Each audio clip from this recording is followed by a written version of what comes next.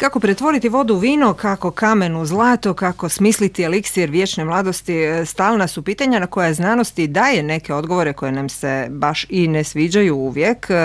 Jedna od tema koja nas zanima, to je zašto i kako starimo, bit će danas tema predavanja na Festivalu znanosti u Rijeci. Danas je posljednji dan. Dr. Saša Ostojić i studentica Nina Pereza pripremili su u 17 sati u HKD-u nastup. Saša Ostojić je kod nas. Dobar dan vam želim. Dobar dan slušateljima Radio Rijeke. Pa eto, jedan, ajmo recimo, virtualan put u ono što nazivamo starenjem, a povezano s tim u stvari priču od rođenja do smrti, jer što je starenje vjerojatno nitko ne zna, a svi mi razmišljamo onim bazičnim pitanjima zašto smo sada i ovdje, zašto je uopće dozvoljeno da se rodimo.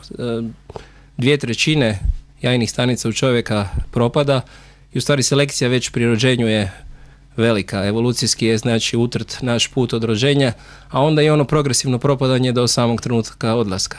To nazivamo starenje, taj put. I sad mnogi u stvari ne žele biti uopće stari. Mnogi ipak žele biti stari i zdravi. Mnogi ne žele razmišljati o starosti. Zašto bi ljudi došli na to predavanje? Zašto? Pa ono što garantiram je da će biti sat vremena stariji nakon predavanja, ali možda se zbog poruka koje uputimo kolegica Nina Pereza i ja pomlade, barem na način mentalnog pomlađivanja, jer vjerujem da je u stvari sve u glavi, sve u mozgu i naše tijelo je samo nekakav usputni autobus koji nastanjuje u stvari psihičko tijelo koje i vodi naše tijelo, a onda sam cijeli sustav zdravlja i bolesti. Jedna od tema na ovogodišnjem festivalu znanosti je bila zašto koristimo samo 10% mozga, je li to istina?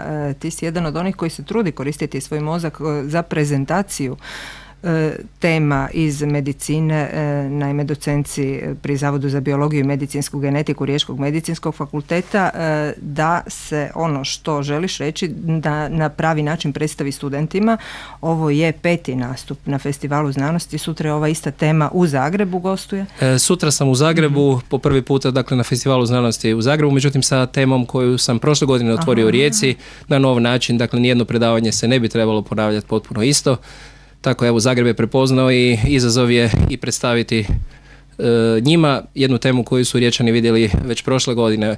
Ono što ćemo večeras vidjeti u Rijeci je dakle nešto što nikoga ne bi trebalo ostaviti ravnodušnim, a ono što ste pitali vezano za način prezentacije, smatram da nam nije dano da imamo toliko čula ako ih ne koristimo. I mislim da je put do jedne informacije utoliko bolji ako mu priđemo iz raznih smjerova.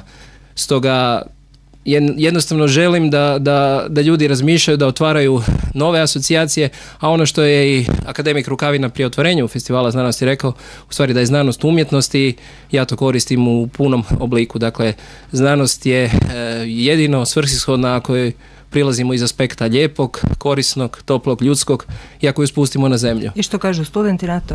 Pa eto, to pitajte njih, ali mislim da nakon takvog pristupa priča o društvu mrtvih pjesnika ima smisla. Malo više zagrizu i malo su znatiželjniji. Sigurno, motivacijski put, dakle aktivacija unutrašnje energije koja je sigurno povezana sa emocionalnim i drugim tipovima inteligencije je u stvari onaj put koji nas tjera da tražimo nova pitanja, jer odgovora u stvari nema i sve što su mene naučili, pitanje da li je istina. U tom traženju pravih putova u stvari je ljepota svega. Dobro. Traženje novih pitanja. Znači, čućemo kako se postavljaju pitanja i dio nekih odgovora. San o besmrtnosti, zašto starimo, tema u 17 sati HKD, Saša Ostojić i Nina Pereza. Saši Ostojiću, hvala lijepo na razgovoru. Hvala i vama.